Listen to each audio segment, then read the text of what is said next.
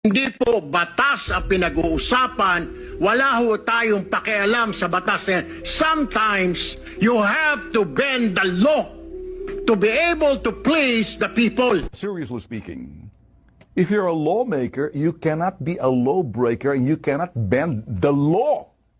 Di mo pwedeng baluktutin ang batas na ginawa mo. Ang batas sinusunod, pinatutupad. The law applies to all or none at all. Yan ang message ko para doon sa nagtatanong sa akin. Ako kasi, yun lang naman nakita ko. Pag magkaibang pananaw na ngayon, ay pinuputakte sa social media yung isang tulfo na senador. Hindi ko na pinakita kasi medyo sensitive ang tenga ko. Sensitive na nga mata ko. Tinawag na ako sa kapatid kong gurang na tutube.